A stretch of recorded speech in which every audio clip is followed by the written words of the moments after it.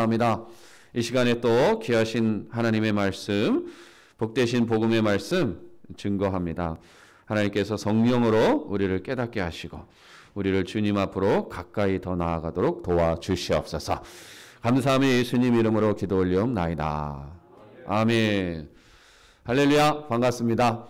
우리 한번 인사합시다. 새해 복 많이 받으세요. 우리 한번 인사합시다. 예. 우리나라는 새해 복 많이 받으세요를 1년에 2번 하는 아주 좋은 나라입니다.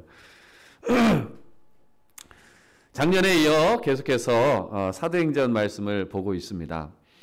어려운 시대를 뚫고 달려갔던 이 초대교회의 모습 속에서 오늘 이 시대 교회들이 가야 할, 우리 신앙인들, 믿음의 사람들이 가야 할 길을 찾고 싶어서 사도행전 말씀에서 답을 얻고자 하고 있습니다.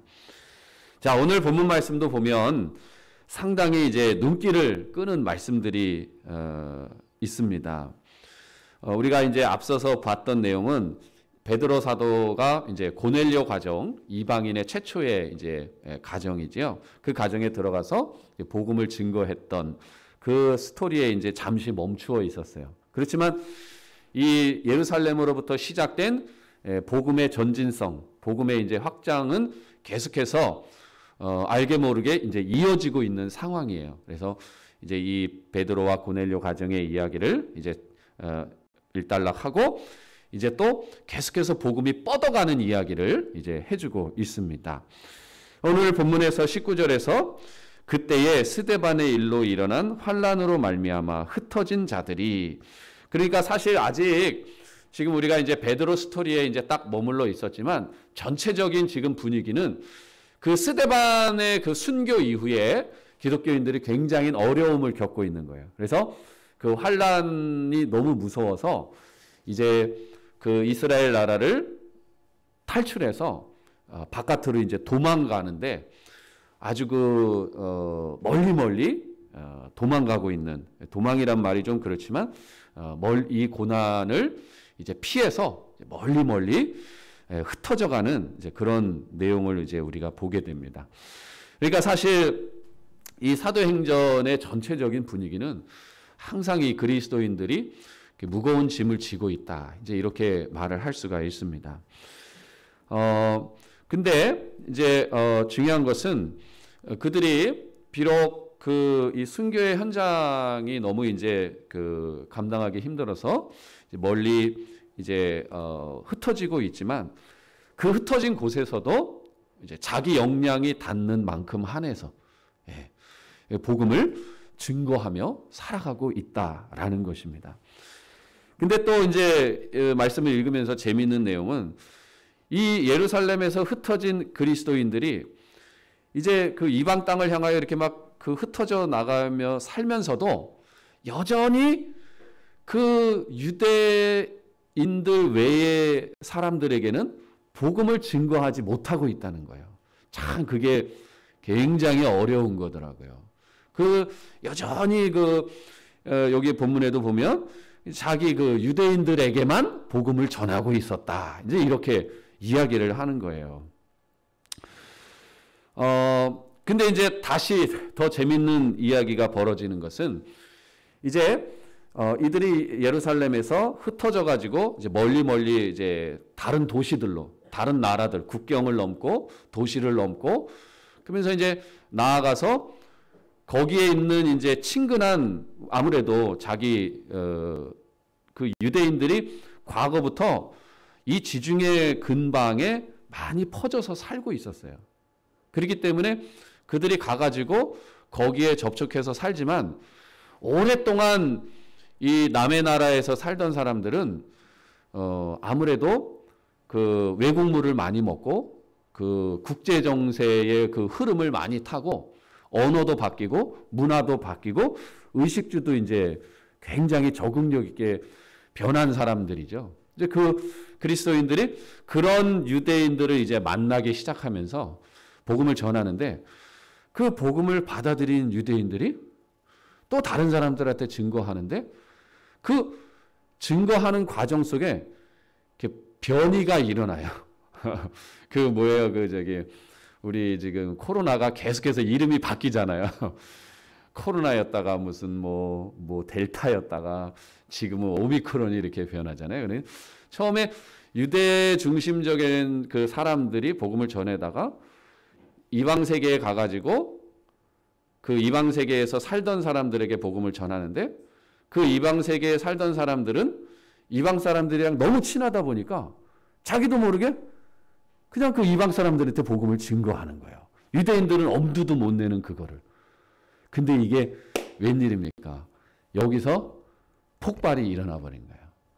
유대인들은 꿈에서조차도 생각 못하고 자기들이 흩어진 상태에서도 복음 전할 생각을 못하고 있었는데 그 이방 세계에서 적응력을 가지고 살고 있던 그 복음을 받은 사람들이 그냥 친근한 이방인들 전혀 뭐 복음도 모르고 예루살렘도 모르고 십자가도 모르고 아무것도 모르는 사람들한테 예수 복음을 전했어요. 근데 이게 웬일입니까?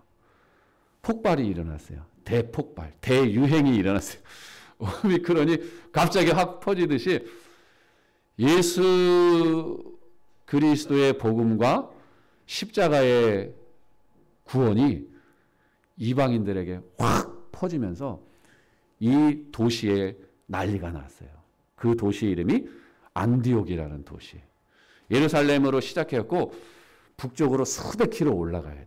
근데 예루살렘은 어떻게 보면은 조금 이렇게 정체되어 있고 옛날 관습에 묶여 있는 도시라고 한다면 이 안디옥은 국제 도시입니다. 굉장히 큰 도시예요. 그 예루살렘에서 핍박받던 그리스도인들이 도망갈 때 산속으로 도망가지 않고 큰 도시로 갔어요. 큰 도시로 가야 잡히기가 더 어렵습니다. 사람들이 많기 때문에. 거기로 가가지고 이제 이런 꿈에도 생각하지 못했던 그 일을 목격하게 되는 것입니다. 이 오늘 본문에 이제 나와 있는 주 도시가 이제 안디옥이라는 도시예요. 안디옥. 그 헬라어 발음으로 하면 안티오크라고 이제 발음을 하는데 이 초대교회 시대의 이 안디옥은 예루살렘이랑은 비교할 수 없는 큰 도시입니다. 아주 국제적이고 아주 그 큰 도시입니다. 지금이야 뭐 터키의 한 변방에 이제는 굉장히 과거의 옛 도시로 사라졌지만 이때 당시 2000년 전에 이때 당시에는 이 그 안디옥이라는 도시는 그 이름이 동양의 여왕이라는 별명을 가지고 있었어요. 동양의 여왕. 그래서 이 2000년 전 로마 제국 시대에 가장 번성했던 도시가 제1의 도시가 로마. 두 번째가 알렉산드리아.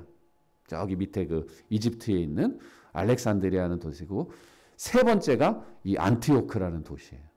가장 큰 도시입니다. 그래서 이제 여기에서 그 상상할 수 없었던 생각지도 못했던 꿈 같은 일이 벌어진 거예요. 그래 이제 그 이 소식이 예루살렘에도 이제 그 전달이 돼가지고 예루살렘에서 깜짝 놀랐죠. 야, 그 안디옥의 도시에서 그 복음 증거의 급속한 확산이 이루어졌다. 그래서 진상조사단을 파견을 하지요. 거기에 이 외국 문화에 이방 문화에 아주 그 익숙해 있는 바나바라는 사람을 파송해 갖고 이제 바나바를 보내게 됩니다.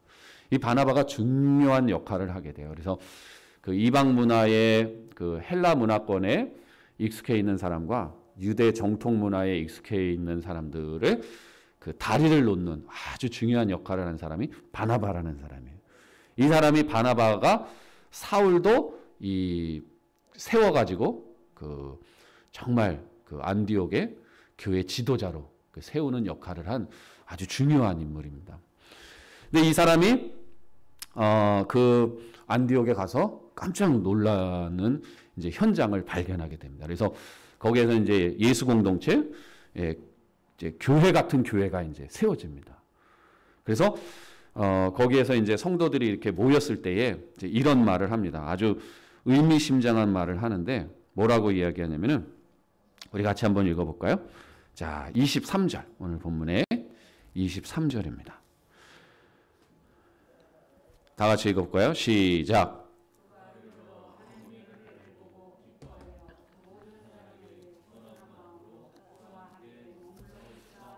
네. 그 바나바 자신도 굉장히 놀랬던 거예요.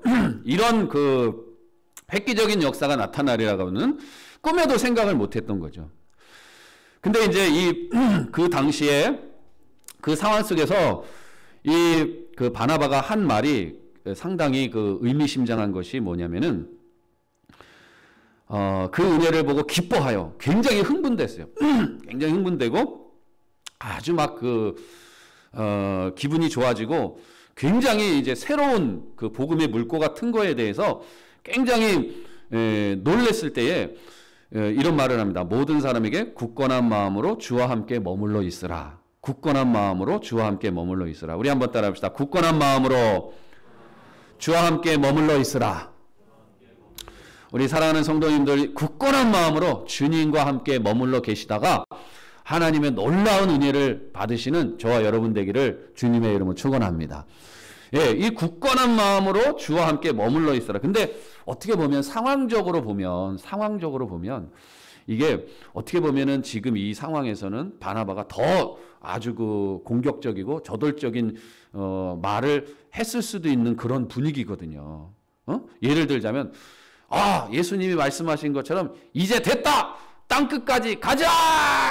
땅 끝까지 가자. 이렇게 막 표 같은 굉장히 어떤 막 이렇게 전진적인 이야기를 할 수 있었던 할 수도 있었을 텐데 여러분 굳건한 마음으로 주님과 함께 계속 머물러 있으십시오라는 이렇게 어떤 안정적인 상태적인 그런 발언으로 이제 그치는 것 같은 그런 느낌이 들었어요.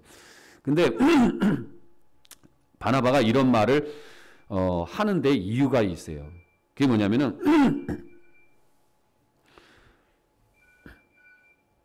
그거는 지금 이 예루살렘에서 시작한 우리 그리스도인들이 그 이방 세계로 흩어지면서 사실은 고생을 많이 했습니다. 고생을 많이 했어요. 여러분, 우리가 지금 이제 말씀이라는 게 그렇게 글이라는 게 그렇잖아요. 이렇게 그냥 읽으면서 좀 스쳐 지나가는 그런 내용이 많지 않습니까? 좀 이렇게 우리가 말씀을 읽을 때 그 사람들의 이제 마음은 어땠을까? 이제 이런 거를 한번 생각해 볼 필요가 있어요. 여러분, 스데반의 그 순교가 이루어졌을 때 사람들의 마음속에 공포감이 조성됩니다. 그리고 계속해서 그 무서운 핍박의 그런 이제 분위기가 막 가속화될 때 그리스도인들이 이제 다 그런 건 아니고 이 스데반과 이렇게 직접적으로 연관된 그리스도인들이 더 핍박의 대상이 될 수 있거든요. 아직도 잔류한 그리스도인들이 있지만 그런 사람들은 도망을 가지 않으면 안 되는 이제 그런 신세가 됐죠. 근데 여러분, 성도들이 멀리 예루살렘을 등지고 복음의 센터를 등지고 도망가듯이 이렇게 뛰쳐나갈 때 마음이 어땠겠어요, 여러분? 마음이 좋았겠어요, 안 좋았겠어요? 안 좋죠. 나도 정말 내가 예수님을 사랑한다면 스데반과 함께 진짜 내 목을 내놓고 정말 멋있게 순교해야 되지 않는 것이 맞지 않는가.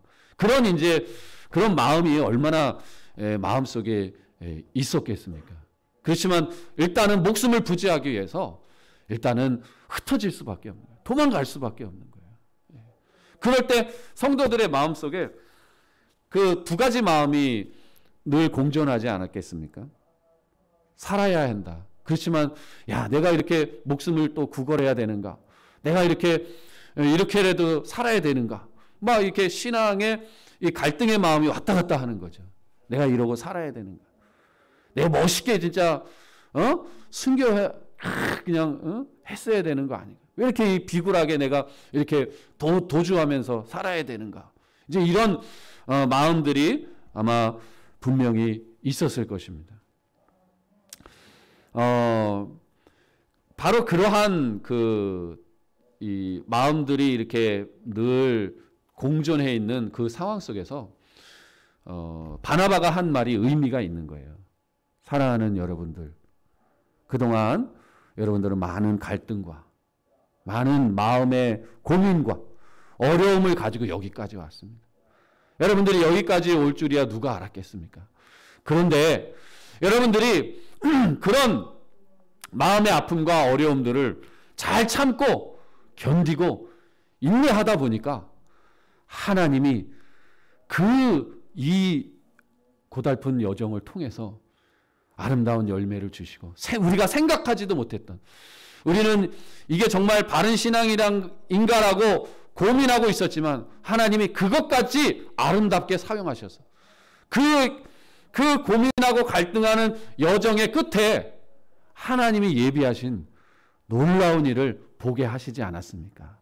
여러분, 주님을 사랑하는 그 마음, 늘 고민하고 염려하지만 그래도 주님을 버리지 않는 그 마음, 여러분 그 굳건한 마음 계속 마음 지키시고 주님과 함께 머물러 계십시오. 그러다가 하나님이 우리에게 예비하신 놀라운 은혜를 여러분들은 경험하게 될 것입니다. 우리 함께 절대로 주님 떠나지 말고 주와 함께 머물러 있시다. 굳건한 마음 버리지 맙시다. 할렐루야! 이렇게 하는 거예요. 그래 이제 그 바나바의 이 말이라는 것이 이 성도들에게 굉장히 필요했던 마음이에요. 참 그 어려움을 잘 견뎠던, 참 여러분 우리도 그렇지 않습니까? 우리 신앙에 참 스스로에게 만족스럽지 않을 때가 많아요.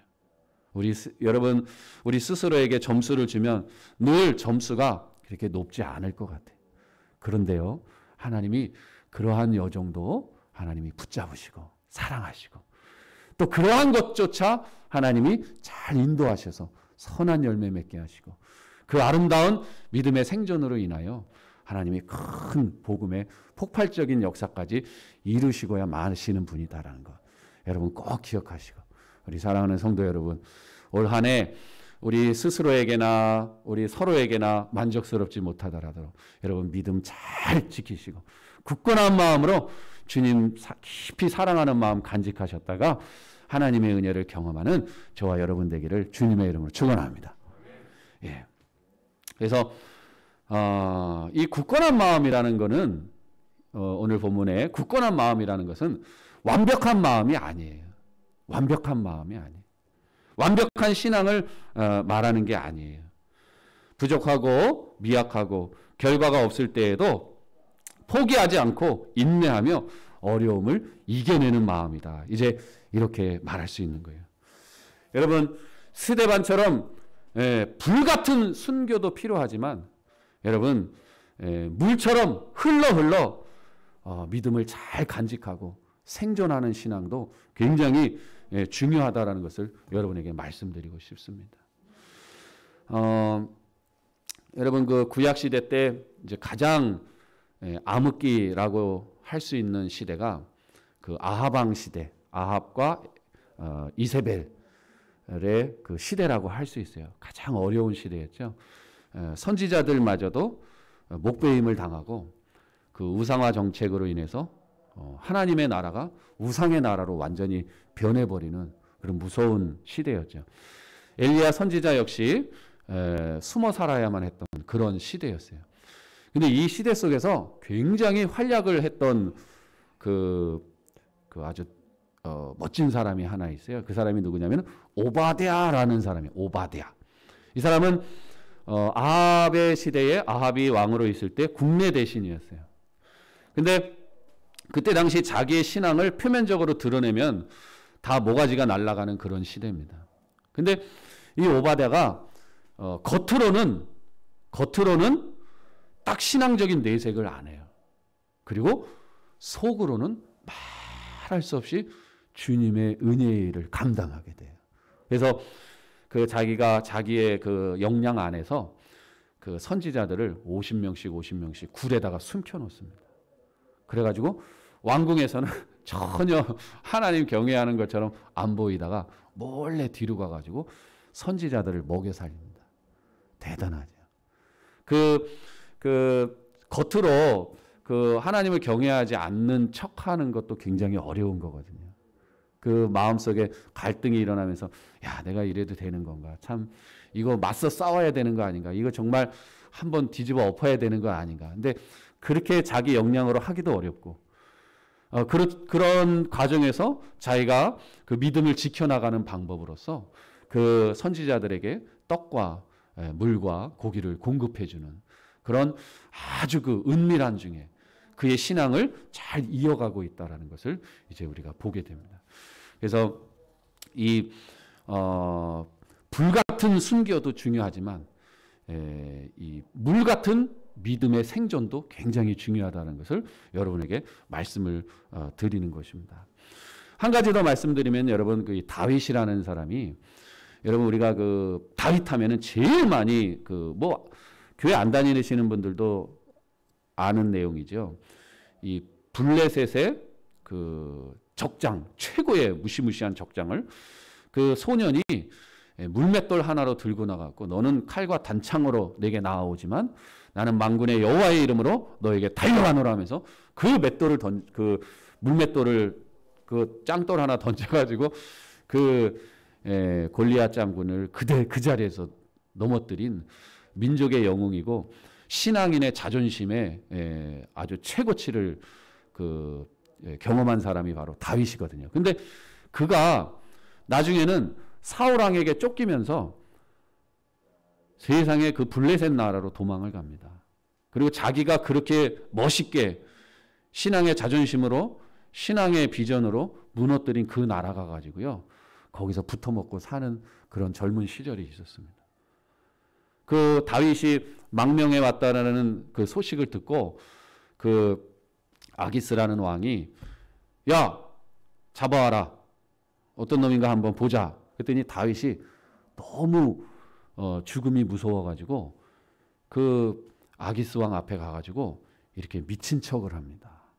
이 다윗의 인생의 가장 큰 흑역사입니다.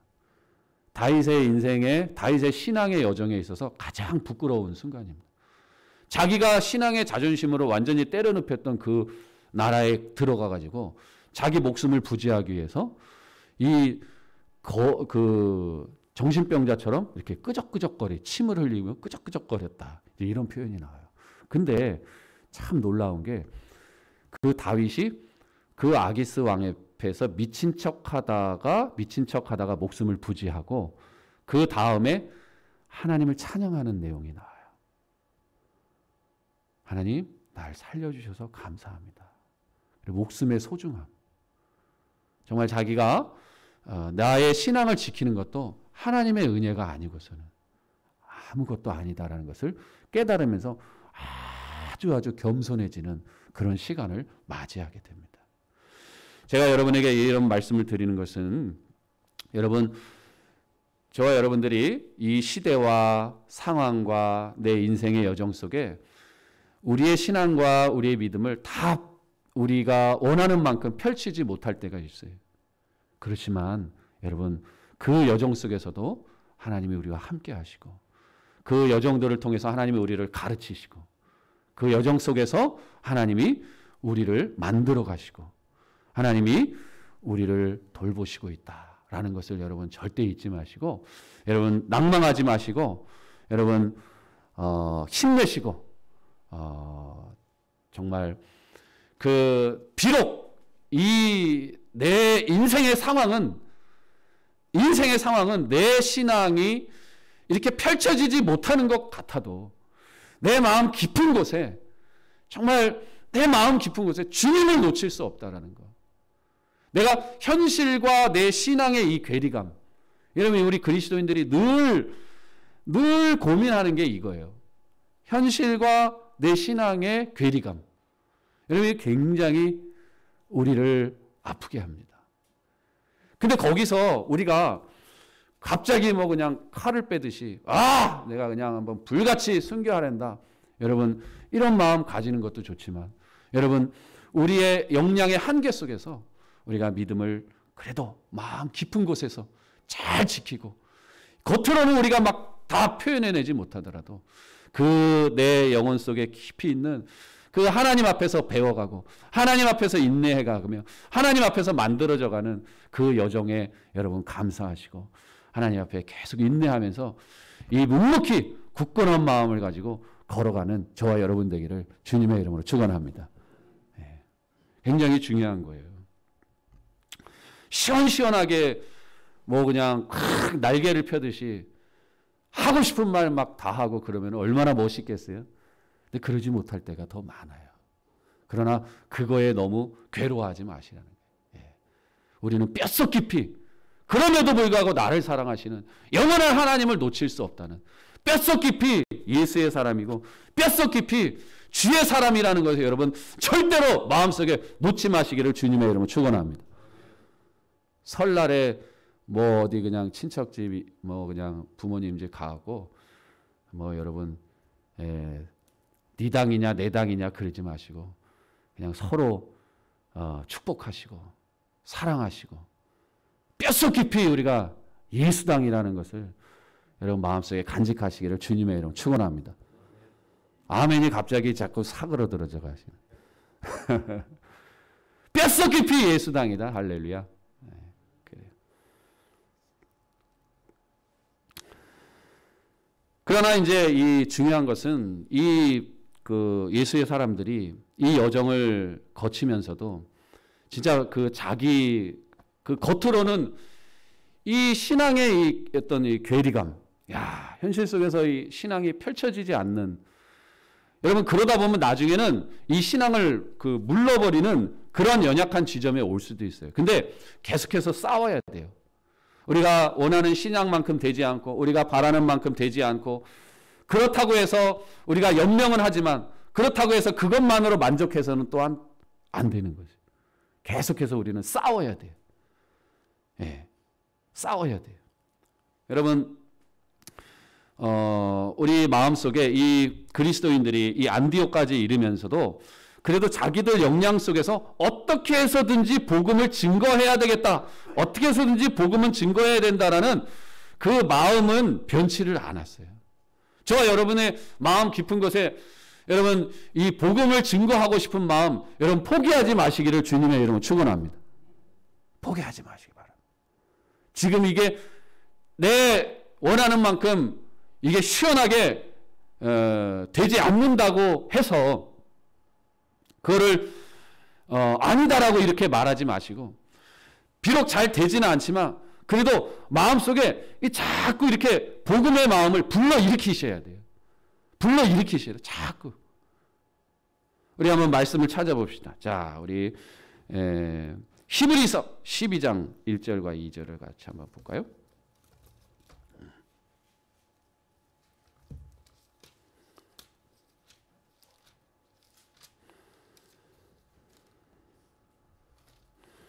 히브리서 12장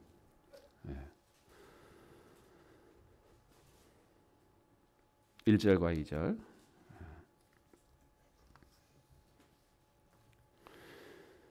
제가 읽어드리겠습니다. 이러므로 우리에게 구름같이 둘러싼 허다한 증인들이 있으니 모든 무거운 것과 얽매이기 쉬운 죄를 벗어버리고 인내로써 우리 앞에 당한 경주를 하며 믿음의 주여 또 온전하게 하시는 이인 예수를 바라보자. 믿음의 주여 온전하게 하시는 이인 예수를 바라보자. 우리 같이 한번 따라합시다. 예수를 바라보자. 네. 그리스도인들은 이 안디옥까지 흘러 들어오게 된 이 그리스도인들은 그래도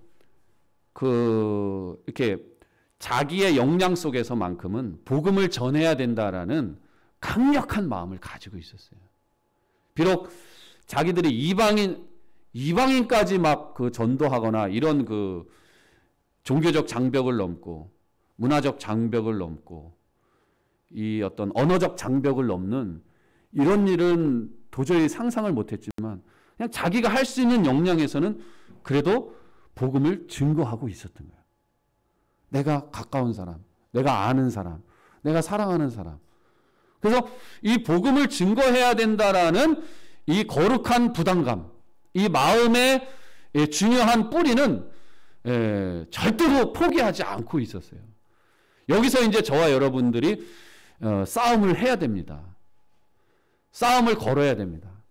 이 세상의 가치관과 문화와 이 세계관들은 이 복음을 숨막히게 합니다. 그렇게 복음을 숨막히게 하다가 결국에는 인간이 복음을 숨막히게 하고 인간이 하나님의 존재와 하나님을 믿는 신앙을 숨막히게 하면은 결국에는 인간이 죽어나갑니다. 그렇기 때문에 저와 여러분들은 이 복음에 대한 희망과 복음에 대한 이 굿뉴스와 이 복음의 우월성과 이 복음의 탁월성과 이 복음의 가치로움과 이 복음의 복됨을 절대로 잊어서는 안 되는 거예요. 여러분, 하나님이 세상을 만드셨어요. 하나님이 세상을 지금도 다스리고 있어요.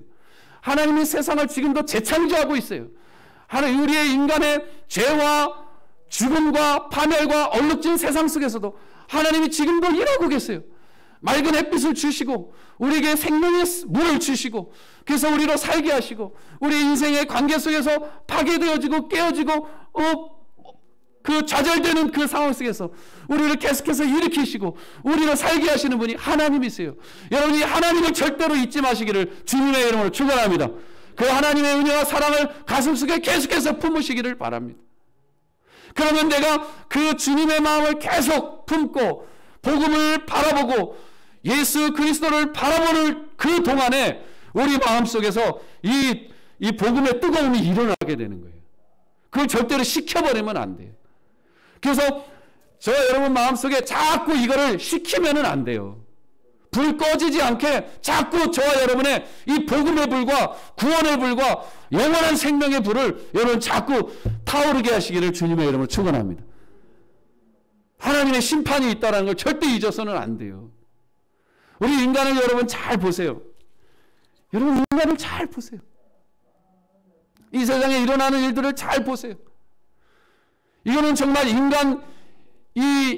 인간이라는 존재가 얼마나 정말 이 죄로 치달을 때 얼마나 대책이 없는 존재인가를 여러분 우리는 깨달아야 되는 거예요. 그리고 또한 우리의 인생의 이 유한성, 작은 질병과 작은 사고와 작은 문제 앞으로 인하여 그것들로 인하여 삶이 완전히 산산조각되어져 나가버리는 이 참 인간의 덧없음, 여러분 절대로 잊어서는 안 돼요. 이런 인간의 이 죄의 문제와 이 파멸의 문제와 인간의 덧없음과 이 유한한 문제 앞에서 당신의 사랑하시는 아들을 우리에게 주신 그 놀랍고 위대한 사랑을 여러분 저와 여러분이 어떻게 잊어서 되겠습니까? 어떻게 이것을 우리가 망각해야 되겠습니까? 어떻게 우리가 이것을 외면하고 살 수 있단 말입니까? 여러분, 우리가 오늘 이 세상의 시끄러움과 세상의 요구와 이 세상의 그 욕망의 이 더미 속에서 이 복음을 잊어버릴 때가 많은데 여러분, 우리는 정말로 우리 인간이 사는 길은 인간이 참된 진리와 구원과 은혜와 영원한 생명과 참된 복락을 누리는 길은 예수 그리스도를 통하여라는 것을, 예수 그리스도를 통하여 하나님과 화목되지 않는 한 우리 인간에게 참된 행복과 구원과 영원한 소망이 담보될 수 없다라는 것을 여러분, 저 여러분 마음속에 다시 한번 정리하시고 회복하시고, 그래서 뼛속 깊이 저와 여러분이 이 복음을 증거하고 싶은 마음이 저절로 나오는 그 순간까지 예수를 바라볼 수 있기를 주님의 이름으로 축원합니다. 우리가 무엇을 보느냐, 무엇을 듣느냐 굉장히 중요하더라고요. 여러분, 우리가 텔레비전 같은 거 볼 때 광고 같은 거 보면 우습게 생각하지 않습니까? 아, 저까지, 야, 저 탤런트가 무슨 라면이 맛있다고 저렇게 호들갑을 떨면서 저거 저기 광고하려고 저거 만드는 거야. 저 치킨이 뭐 그렇게 대단히 맛있다고 뭐 저렇게 맛있게 먹는 흉내를 내면서 저거 다 뻥이야. 그렇다고 이렇게 말을 하면서 보잖아요. 그러면서도 결국에는 그거를 먹어요. 왜 그러냐면은 계속해서 그게 내 마음속에 차곡차곡 쌓였기 때문에 한순간에 튀어나오는 게 그게 될 수밖에 없는 거예요. 그러니까 우리가 날마다 보고 날마다 듣고 날마다 생각하고 날마다 꿈꾸는 거, 그게 결국엔 툭 튀어나와 버리는 거예요. 근데 그 안디옥으로 간 성도들 한번 보세요. 안디옥으로 간 성도들 한번 보세요. 여러분, 안디옥에 가면요, 눈이 휘둥그레지는 거예요. 아주 기가 막히고, 예루살렘에서 보지도 못했대요. 예루살렘은 답답한 도시입니다. 거긴 종교의 도시죠. 이 안디옥은 그 국제 도시예요. 모든 것이 개방되어 있고 아주 재미나고 얼마나 많겠어요. 그러나 거기서 또 그들은 예수의 복음을, 구원의 복음과 십자가의 복음과 하나님의 은총을 잊지 않고 계속해서 그걸 간직하니까 결국은 툭 튀어나오는 거예요. 그래서 저와 여러분들이 어떤 우리가 이제 이 내공을 갖기 원한다면 시간 투자를 해야 됩니다. 이 시간 투자를 안 하면은 절대로 내공을 가질 수가 없어요. 여러분, 뭔가 이렇게 말을 한마디 한다라는 게 그 순간에 말 한마디 하는 건 10초밖에 안 되지만 그 10초 말을 하기 위해서는 10시간, 100시간, 1000시간이 담겨져 있어야만 그 10초를 말할 수 있는 거예요. 저는 이 설교를 여러분에게 증거할 때도 제가 너무나 그 부족함을 제일 많이 느끼는 게 뭐냐면 시간이에요, 시간. 여러분, 그 엑기스화된 말을 이게 그 강도와 그 의미와 그 뜻이 제대로 전달되는 순간은 한순간으로 지나가지만 이게 정말 전달되기까지 계속해서 이걸 막 그 압축 파일처럼 누르고 계속 이게 차있지 않으면은 절대로 그게 말이 안 나오는 거예요. 말이라는 게 그렇게 어려운 거예요. 제가 뭘 이야기하려고 그러냐면은 저와 여러분의 마음속에 절대로 예수 그리스도 복음이 이 세상의 어떤 복음보다도 예수 그리스도 복음만이 하나님의 유일한 복음이라는 것을 저와 여러분 마음속에 절대로 여러분 포기하지 마시고, 여러분, 이 세상에 지금 우리가 많은 진짜 지금 이 대통령을 뽑는 와중에 모든 우리의 생각과 마음이 블랙홀처럼 거기에 다 빨려 들어가는데도 저와 여러분의 진정한 마음의 블랙홀은 예수의 블랙홀이 되기를 주님의 이름으로 축원합니다. 정말 예수의 블랙홀이 돼야 돼요. 그거 아니면 답이 없다라는 거예요. 여러분들이 자유롭게 마음껏 여러분들이 원하는 사람을 뽑고 그것은 여러분 자유예요. 여러분 마음껏 하십시오. 그러나 우리 마음 깊은 곳에 이 참된 블랙홀은 예수 그리스도의 블랙홀이라는 것을 거기에 저와 여러분들이 빨려 들어가지 않고서는 절대로 한마디로 여러분 예수의 복음을 토해낼 수가 없어요. 그래서 저와 여러분들이 정말 이 예수에 대한 복음의 정립과 하나님의 은혜와 그 영광스러움, 여러분 죽어가는 세상이지 않습니까? 여러분, 우리나라가 모든 지표 가운데 다 1등이에요, 1등. 뭐 나쁜 것도 1등이지만 좋은 것도 1등 된 게 되게 많더라고요. 야, 이번에 우리나라 굴지의 2개의 기업이 세계에서 1등 다 했더라고요. 와, 진짜 이런 날이 어디 있습니까? 근데 우리의 삶의 현실은, 우리의 영혼의 내면과 우리의 삶의 질들은 아주 정말 그거에 적합하지 못하는 것 같아요. 왜? 우리 인간이 갖추어야 될 참된 영혼의 만족과 하나님의 구원의 은혜가 인간에게 차있지 않고서는 절대로 인간은 행복하지 못합니다. 우리가 비록 많은 것이 부족하다 할지라도 여러분, 예수 그리스도와 하나님의 은혜와 영광과 그 복음과 진리의 그 놀라운 은총이 저와 여러분 속에 가득하게 될 때 이 모든 것을 극복하고 뛰어넘는 하나님의 은혜가 있게 될 줄로 믿습니다. 굉장히 중요한 거예요. 절대로 여러분 불을 꺼뜨리지 마십시오. 그러면 이게 툭 튀어나오는 거예요. 언젠가 툭 튀어나오는 거예요. 요즘에는 저희 집도 그 명절이라 그래도 그냥 잠깐 갔다 오고, 형제들도 흩어져 갖고 그냥 갔다 왔다 이렇게 하는데, 이제 코로나 전에 저희 집에서 한번 모인 적이 있었어요. 모인 적이 있는데 뭐 다 이제 뭐 기독교 집안이니까 뭐 얼렁뚱땅 해도 교회는 다니고 그러는데 그 뭐 손주들이 뭐 그러지 않은 애들도 있고 이제 그러다 보니까 저녁 식사하고 할아버지가 조그만 방으로 다 집합시키더라고요. 애들을. 그래가지고 그 뭔 일이 돼? 1시간을 거기 방 안에 애들을 가다 놓고 그 다음에 풀어주시더라고요.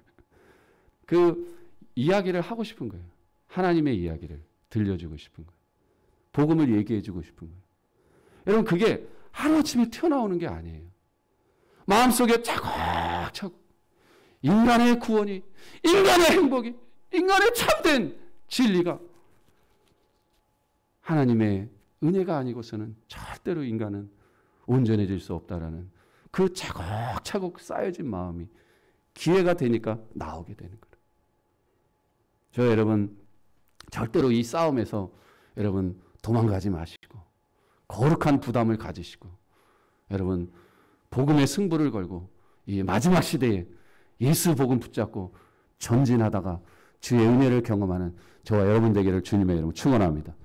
마지막으로 이 주의 손이 우리를 붙잡아 줘야 됩니다. 오늘 여기 다시 한번 본문으로 가보시죠. 사도행전 11장 말씀입니다.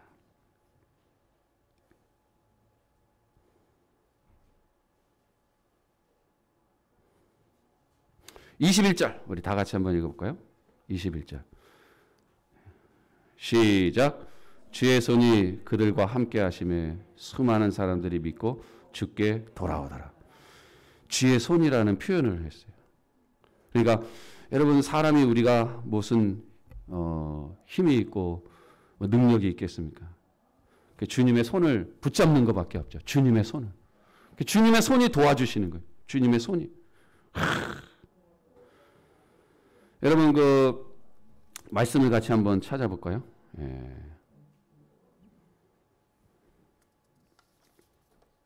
에스라서 7장 9절. 구약 성경이에요. 에스라서 7장 9절.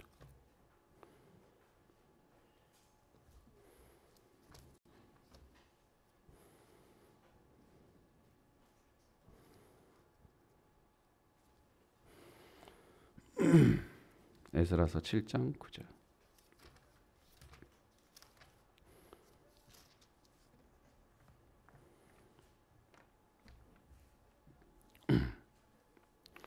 에스라서 7장 9절 다 같이 읽어볼까요? 자, 구약성경 719페이지입니다. 제가 읽어드리겠습니다. 시작. 첫째 달 초하루에 바벨론에서 길을 떠났고 하나님의 선한 손에 도우심을 입어 다섯째 달 초하루에 예루살렘에 이르니라. 이렇게 나와 있어요. 에스라와 느헤미야는 바벨론 포로기에 남의 나라에서 포로 생활을 하고 있었어요. 거기서 이제 나름대로 그 지위를 가지고 살고 있었는데 그 예루살렘 성전이 다 부서지고 초토화됐다라는 그 마음이 너무너무 마음이 아파가지고 그 왕들한테 휴가를 내가지고 이 바벨론에서 예루살렘까지 오게 돼요. 근데 여기 보면 첫 달에 시작해갖고 다섯째 달에 도착했다. 바벨론에서 예루살렘까지 오는데 몇 개월이 걸린 거예요? 5개월이 걸린 거예요. 5개월. 야, 여러분 한번 생각해 보세요. 5개월. 5개월 동안 그 먼 여정을 올 때 그 여러분 오늘날로 같으면은 뭐 KTX 타고 그러면 그냥 뭐 한 5시간 안에 쏴버릴 수도 있는데 여러분 이 시대에 5개월 동안 오게 되면 그 산 넘고 물 건너 다 와야 되는데 그 도적대들이 많지요. 별일이 얼마나 많아요. 얼마나 그 힘겨운 여정인지 말이에요. 5개월을 와야 돼. 5개월. 근데 그 에스라도 그렇고 느헤미야도 그렇고 이 느헤미야도 똑같은 표현합니다. 그 하나님의 선한 손의 도움으로, 하나님의 선하신 손의 도움으로. 우리 한번 따라합시다. 하나님의 선하신 손의 도움으로. 예. 그 하나님의 선한 손의 도움을 입어 다섯째 달 초하루에 예루살렘에 이르니라. 하나님의 선한 손의 도우심을 입어. 하나님 오늘도 그 선하신 손으로 저와 여러분을 붙잡고 계시는 거예요. 저와 여러분이 믿음으로 살기를 원할 때 이 하나님의 선한 손의 도움이 더 놀랍고 풍요로워지게 될 줄로 믿습니다. 또한 우리가 복음을 증거하기를 원할 때에 하나님의 이 선한 손의 도움의 역사는 더 크게 역사하게 될 줄로 믿습니다. 굳건한 마음으로 주와 함께 머물러 있으라. 참 한마디로 다 표현하기 어렵습니다. 첫째로 우리의 부족한 믿음 속에서도 지속하라는 거예요. 내 스스로 나에게 많은 점수를 주지 못하는 그때에도 잘 인내하시고 버티고 인내하고, 그렇지만 내 마음속에 복음의 불, 예수 그리스도의 그리스도를 예수 그리스도의 구원의 그 불을 절대로 꺼뜨려서는 안 되고, 반드시 때가 되면 그 복음의 증거는 나타날 수밖에 없다. 그러나 이 모든 여정에 선하신 하나님의 손길이 함께 할 때에 우리는 더욱더 큰 은혜를 경험하게 되네. 우리 하나님의 선하신 손의 도우심은 복음 증거할 때만이 아니라 우리의 미약하고 흔들리고 갈등하고 오류에 빠지고 험난한 그 순간에도 늘 이 하나님의 선하신 손, 참 좋은 손이 절대로 떠나지 않습니다. 여러분 담대하십시오. 할렐루야. 하나님의 선하신 손이라 좋은 손이. 그 전에 그 다큐멘터리 본 것 중에 아주 인상적인 게 하나 있는데, 그 히말라야 산에 사는 아이들이 학교를 가는데 일주일이 걸려요. 학교를 가는데 일주일이 걸려요. 이제 방학 때 와가지고 이제 개학 때 이제 가는데, 개학에 거긴 너무 길이 멀어가지고 이제 그냥 거기 학교에서 기숙사 생활을 하는데 너무 멀어가지고 일주일이 걸려요. 학교 가는데 차도 없고 아무것도 없어요. 일주일이 걸려가지고, 근데 그 아이들끼리 못 가요. 영하 20도 되는 그 겨울에는 영하 20도 되는 그 계곡을 뚫고 일주일을 가야 학교를 가는데, 그 아이들, 꼬마 아이들을 혼자 보낼 수 없어서 그 아이당 한 명씩, 한 10명이라 그러면 아이당 한 명씩 아버지들이 꽉 붙잡고 갑니다. 아버지들이 데리고 가요. 그 아버지 등에는 가다가 먹어야 될 식량, 가다가 치고 자야 될 텐트, 그리고 그 동네 아저씨들까지 해서 한 아이들 10명 가는데 한 15명이 붙어가지고 그 히말라야 계곡을 일주일을 통과해가지고 학교를 갑니다. 그냥 눈물이 막 나와요. 눈물이. 마지막에 그 히말라야 그 계곡을 통과할 때는 그 얼음에서 살짝 미끄러지면 그 계곡에 빠져서 죽습니다. 그거를 통과해가지고 일주일 동안 걸어가가지고 그 길가에서 동굴 속에서 불 피워가지고 밥 해먹고 일주일을 해가지고 학교를 가는데, 마지막에 학교에서 헤어질 때 울어요. 아빠들이 막 울어요. 야, 정말 그거 보고 울지 않을 수가 없더라고요. 제가 왜 이야기를 드리냐면은, 여러분, 그 아버지의 그 목숨을 걸고 그 자식을 학교에 보내는 그 부모의 마음, 그게 하나님 아버지의 마음 더 하시는 거예요. 저와 여러분의 인생을 지금까지 손으로 키우셨어요. 당신의 선하신 손으로 키우셨어요.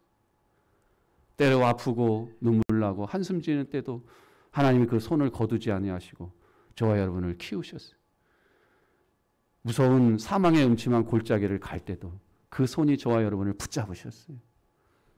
그리고 우리가 믿음으로 살기를 원하고 그 복음을 따라 살기를 원하는 그 우리 마음을 하나님이 절대로 버리지 아니하시고 당신의 선하신 손으로 꽉 붙잡아서 우리가 가야 할 길을 다 가게 하시고 우리가 하나님 앞에서 살아야 될 믿음의 분량을 온전케 하시고 완전케 하실 줄로 믿으시기를 바랍니다. 이 굳건한 믿음이라는 것은 완벽한 것이 아닙니다. 주의 손 안에서 인내하며 잘 감당하다가 하나님의 복된 날을 보는 저와 여러분 되기를 주님의 이름으로 축원합니다. 기도합시다.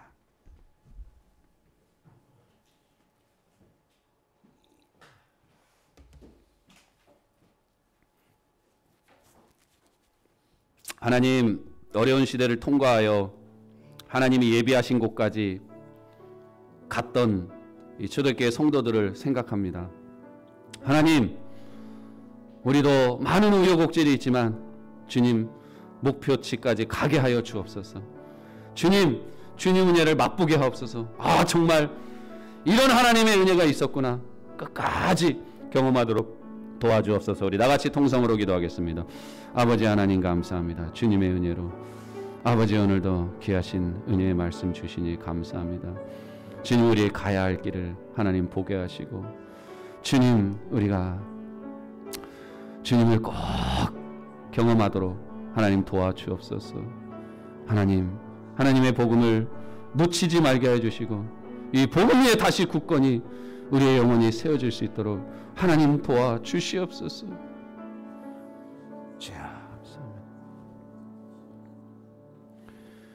주님 굳건한 마음으로 주와 함께 계속 머물게 하옵소서. 예수님의 이름으로 기도합니다. 아멘. 하나님께 헌금 드리겠습니다.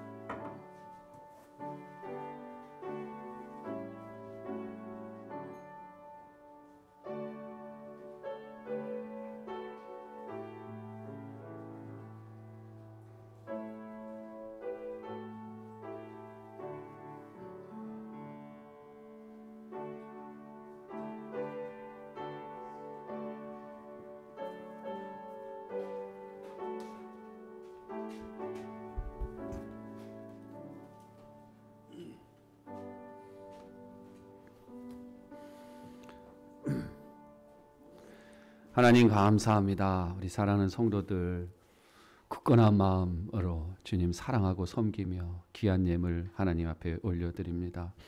우리 사랑하는 성도들 범사에 하나님 믿음 주시고 어려움 물질적인 시험 잘 통과하게 하시고 자유케 하시고 복되게 하시고 넘치게 하여 주시기를 원합니다. 또한 이 교회가 또한 물질로도 어려움 없도록 항상 하나님 붙잡아 주시고 인도해 주셔서 주님의 뜻을 잘 이루는 교회가 되게 하여 주시옵소서. 감사하며 예수님의 이름으로 기도 올려옵나이다. 아멘. 그 명절 기간 동안 즐겁고 또 복된 시간 되시기를 바랍니다. 이번 한 주간 새벽기도 전체를 쉬도록 하겠습니다. 그리고 수요 예배도 휴식을 하도록 하겠습니다. 금요 기도회는 온라인으로 하도록 하겠습니다. 코로나가 여전히 또 전파되고 있어서 항상 조심하시고 오가시는 길 안전하게 또 잘 다녀오시기를 축복합니다. 오늘 그 신임 그 직분자 임명이 있겠습니다. 오늘 우리 소홍 형제가 참석하지 못하고 우리 그 아내 교회에서 지금 예배 드리고 있어요. 그래서 함께하지 못했지만 우리 서리 집사로 우리 박소웅 형제를 임명합니다. 그리고 명예권